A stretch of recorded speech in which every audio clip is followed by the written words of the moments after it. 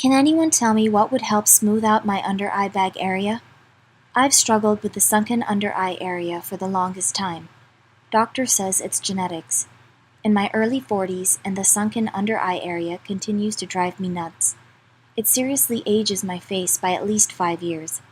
I'm done trying eye creams now, but I'm also aware of the bumpy, swollen, and artificial look surgery may leave me with. Thank you for your question. You submitted your question with a single photo, and you're asking for the best way to help deal with a sunken under eye area, and you describe further in your question that you are in your early 40s. A doctor stated to you that this is genetics, and further that you understand that it's also puffiness that's under your eyes, and you've tried all kinds of creams, and at the same time it seems like you're very afraid of surgery because of the possibilities of a swollen, bumpy appearance after surgery. Well, I can certainly share with you how I provide guidance to my patients who share very similar concerns as yourself. A little bit of background: I'm a board-certified cosmetic surgeon and fellowship-trained oculofacial plastic and reconstructive surgeon. I've been in practice in Manhattan and Long Island for over 20 years, helping people with their eyes looking to look better, whether it's upper eyelid, sagging skin, drooping upper eyelids, as well as bags under the eyes, is the overwhelmingly popular focus of my practice for my entire career. And certainly your concerns about safety and having complications, it does have a basis. The reality is that the eye area can be deceptively complicated, and a lot of times patients come to me from all over the world with issues related to procedures they've had with the eyelids. Now, I think that it is fairly straightforward, in my opinion, when I look at your photo, that what you're dealing with, and when you describe the sunken area, is that you're dealing with the contrast.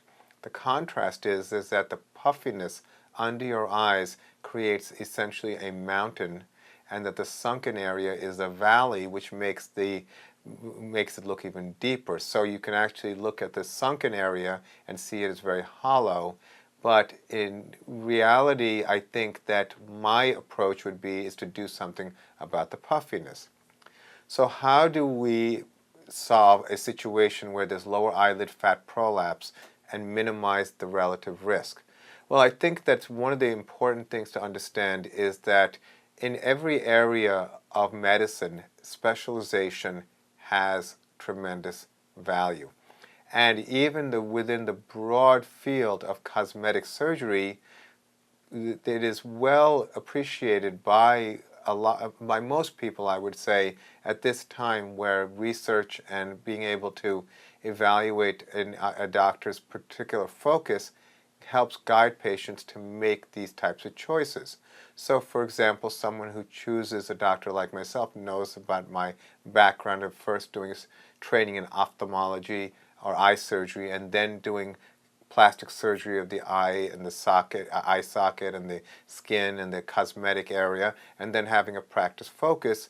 It means that I do this a lot. So essentially, my approach to your situation that I would typically do, again in the absence of a physical examination, would be a procedure called a transconjunctival blepharoplasty. What this procedure entails is approaching the fat pockets from behind the eyelids, and this way avoiding any incision on the outside, and further avoiding any kind of compromise in the eyelid muscles that are important in maintaining the structure. Basically, by addressing the fat pockets from the inside of the eyelid, I'm able to retain the natural shape of the eye. It's done very, very efficiently. It's done you could almost describe it as a minimally invasive approach, and the procedure is highly successful. I think this meets a lot of the concerns that someone like yourself has. And of course, people are always afraid of doing something around their eye. So I think a lot of our patients like the idea of having somebody who is also trained in eye surgery work around their eyes. Now, that being said, it's very important for you to have an understanding of what to expect. And when I talk to my patients, I show them before and afters. I show them what the typical appearance is for a wide variety of patients. And generally speaking, I think that it is very clear that the message is that maintaining the shape and character of the eyes is critical. And further, what you described as swollen and bumpy is very often the consequence of issues related to different strategies which can be compromising the lower eyelid. The lower eyelid is actually deceptively complex. It is a balance of many important anatomic structures, everything from the tendon that holds up the eye, the muscles that support the eyelid. There's a lot of definitely subtle balancing forces that can have a tremendous impact on the shape of the eye.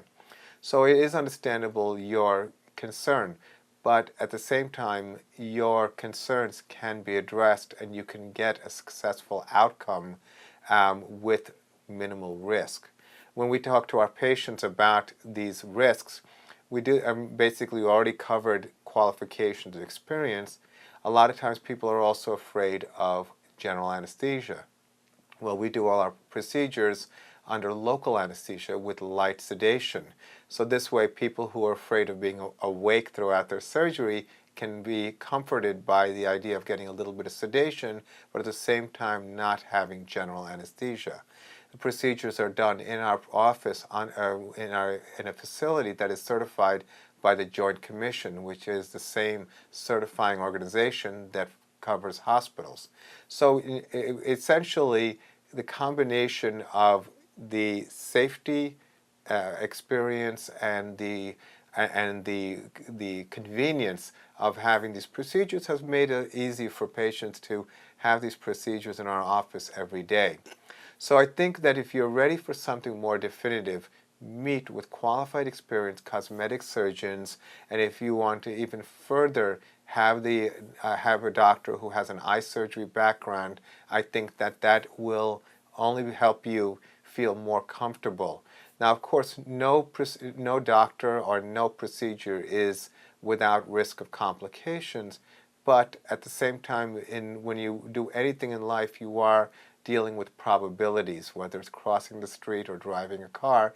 You try to maximize the probabilities of a safe and predictable outcome. So I think you're moving in the right direction at this point. So I hope that was helpful. I wish you the best of luck. Thank you for your question.